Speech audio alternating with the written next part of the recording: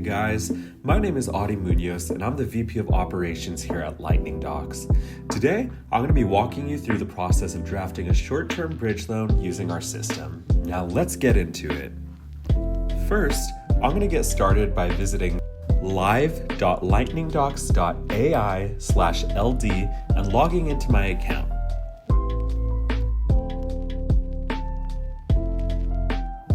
Next up, I'm going to navigate over to the top left-hand corner of my screen and choose Create New Record. Now, you're going to see a few different options here, including the option to import your loan data as a CSV or a JSON file. But for today's purposes, I'm going to choose Master Loan since I'm simply drafting a new set of loan documents. As you can see here, the very first thing that the Lightning Docs interview will do is prompt me to select which scenario I would like to use.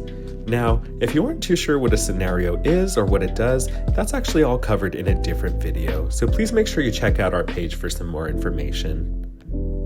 In this case, selecting my test scenario has automatically populated the borrower, lender, and title information, as well as list myself as the loan preparer and closing contact. Because of this, I'm going to skip right over those sections and start off in the collateral section. First, I'll enter into the property information dialog and choose the Click to Add option to enter in the information for the property being pledged as collateral securing the loan. If your loan happens to be owner-occupied, you'll want to select Yes to this question right here. Moving past all that, I'll next enter in the street address, city, state, zip, and county for my collateral property. Once I complete this section, you're going to want to enter in the property tax ID number, which is essentially just a social security number for the property, for lack of better words here. And of course, last but not least, you're going to want to select a lien position. After you're satisfied with all the information you've entered in on this page, simply click the OK button in the bottom right-hand corner. As you can see, once this page closes, it's going to take me right back to that parent page for the property information. On this page, you're going to see a couple more options here, such as the option to select whether or not you want to allow for partial release of collateral, add in another collateral property, and finally, choose the state and county that you want these loan documents governed by. Typically in this case, we see our users choose the state and county that the collateral property is located in, but of course, you're welcome to choose whichever you see fit. Lastly, just like on that other property information page here, I'm just going to click this OK button in the bottom right-hand corner, and that's going to take me right back over to the main page of the Lightning Docs interview. Now that I've entered in the information for the parties involved in my transaction, along with the information for my property being pledged as collateral securing the loan, I'm going to jump into the standard loan terms page. On this page, I'll go ahead and input some very basic yet important information about my loan, such as the loan amount, loan term, and interest rate. I'll first start off by selecting the earliest date that the loan documents will be signed, which in this case is August 7th, 2025.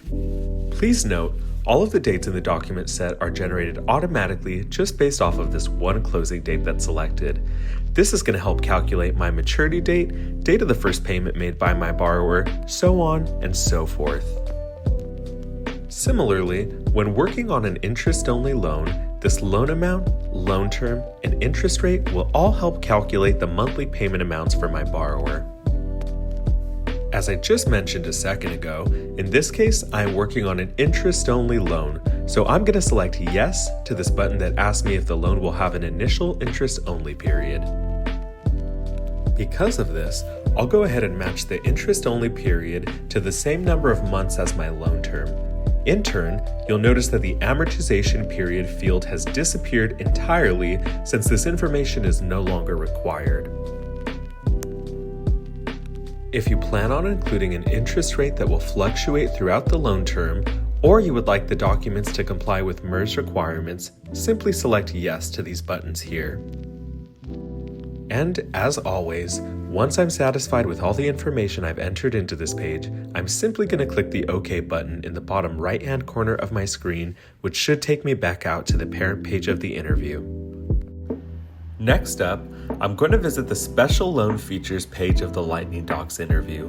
While standard loan terms prompts you to input the foundation for your loan data, Special Loan Features allows you to input the information for any additional terms that you'd like to include, such as a construction reserve or a prepayment penalty. If I were working on a fix and flip loan, I would definitely want to explore the wide variety of construction loan features that Lightning Docs has available. But since I am working on a simple bridge loan, I'll instead skip past this portion and move on to the prepayment premium section. Now, please keep in mind that absolutely everything on this page is optional, and I'm simply inputting some of the commonly used loan features that we see included in bridge loans, such as in this case, where I'm including 6 months of guaranteed interest as a prepayment premium. If I'd like to withhold some of the loan amount as a reserve to cover the borrower's monthly interest payments, this drop-down menu allows me to do so as either a specific dollar amount or a specific number of months interest. In this case, I'll choose the latter and withhold 3 months of interest. I'm going to close out this page by allowing the borrower to request one 6-month extension for a fee of $10,000, but I'm also going to make them responsible for all servicing fees. Clicking OK will take me right back out to that parent page of my loan interview, where I'll also see the option to include ACH delivery of payments. As I mentioned earlier in this video, choosing my test scenario has automatically populated the title information page, so instead I'll pay a visit to the settlement info page. Settlement statement info is where you can input any fees payable to the broker, lender, or any third parties. You can also select where you want the per diem interest payable and delivered to, which I'll start off by doing here. In this case, I'll include a $10,000 broker fee and have it delivered to the broker's address. I'm also going to include a $10,000 origination fee delivered to the lender's address, a $500 processing fee that was paid outside of closing, and a $35 wire fee to show as credited.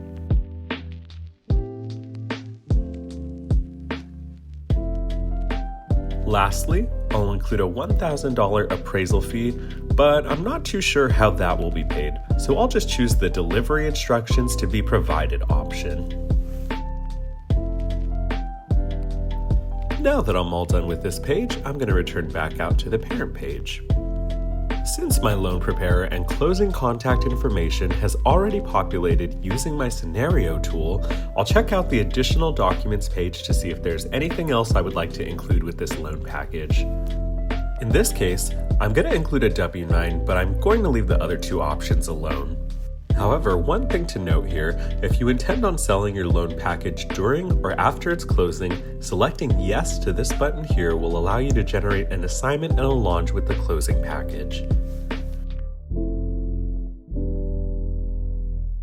For now, I'm going to leave the customizations to loan documents page alone, but I will definitely want to visit my compliance warnings under this big red text. Visiting this page will inform me of everything I should be wary of before closing my transaction. At the top, you'll see some general assumptions, such as your interest rate not exceeding 25% and your loan amount being greater than $100,000, but scrolling past this will inform you of some state-specific requirements that you will definitely want to pay attention to. Acknowledging this compliance warning will mark the end of your loan interview, and if you forget to acknowledge it, no worries. It'll simply be included as page 1 of your closing package. Now that we've completed the last step, you're welcome to review the interview for accuracy. And once you're feeling good, all you have to do is click on this complete button in the bottom right-hand corner of your screen, and that should take you right back out to your Lightning Docs landing page, where your loan documents will be instantly available for download.